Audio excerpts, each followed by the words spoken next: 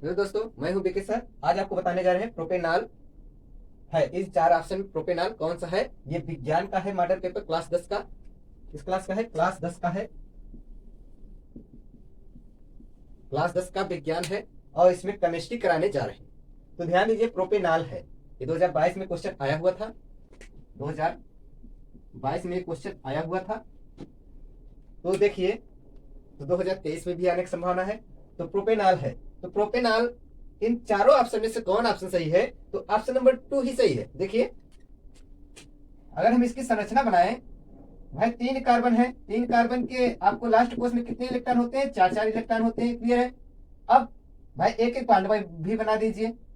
एक एक बॉन्ड हमने बना दिया, 2 इलेक्ट्रॉनों से एक बॉन्ड बनता है। क्लियर है? अब उसके बाद आपको 7 हाइड्रोजन दिया है, तो 7 हाइड्रोजन दर्शाइए। एक हाइड्रोजन इधर, ये हमने 3 दर्शाया इधर। 3 2 5 हुआ, ये 6, ये 7। ये आपका OH लग जाएगा क्योंकि फंक्शन ग्रुप है। तो OH के लिए क्या इस्तेमाल किया जाता है? ऑल इस्तेमाल किया जाता है। OH अगर जहां रहता है वहां क्या इस्तेमाल किया जाता है? ऑल इस्तेमाल किया जाता है। क्लियर है? क्या इस्तेमाल किया जाता है? ऑल, ऑल इस्तेमाल किया जाता है। क्लियर है?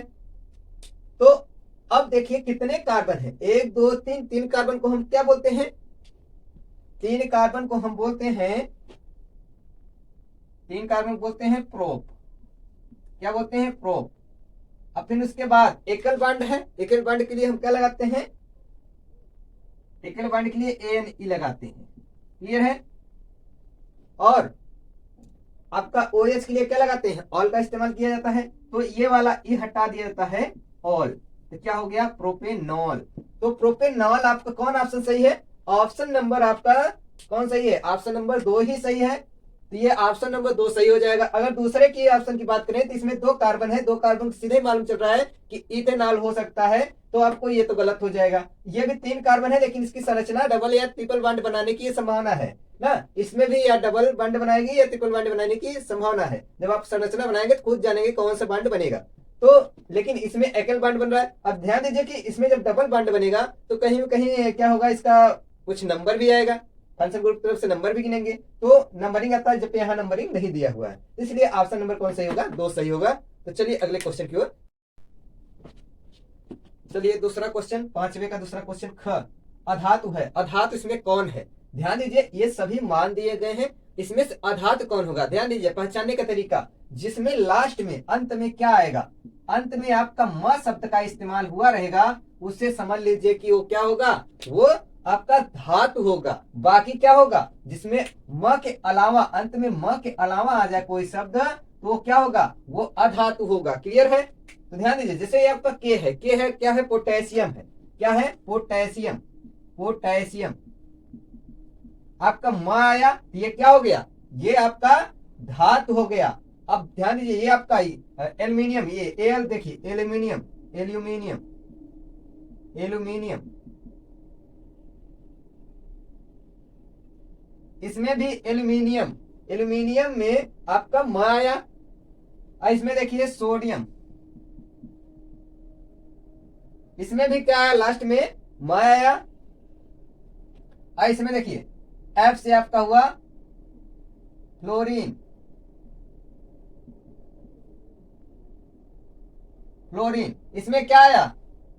ध्यान दीजिएगा, इसमें क्या आया है? ना आया है।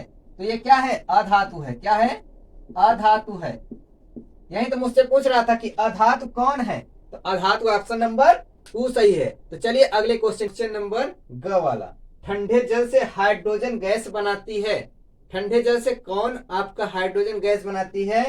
तो ये आपका लोहा तो बनाएगा नहीं, कॉपर भी नहीं बनाता है, न ही कार्बन बनाता है। बनाएगा तो आपका कौन बनाएगा? सोडियम बनाएगा। क्लियर है? सोडियम आपको ठंडे जल से हाइड्रोजन गैस बनाती है।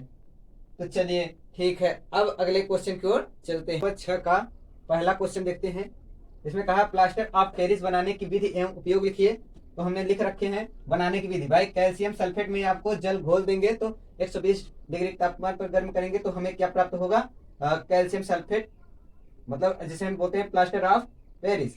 ये हमें क्या प्राप्त होगा? प्लास्टर ऑफ पेरिस प्राप्त होगा। जिसका ये क्या कहाँ उपयोग किया जाता है? यह सफेद रंग का चूर्ण होता है, उपयोग क्या होता है, यह सफेद रंग का चूर्ण होता है, यह प्रयोगशाला में अभिकर्मक के रूप में होता है और प्लास्टर ऑफ पेरिस का टूटी हुई हड्डियों में भी उपयोग किया जाता है। टूटी हुई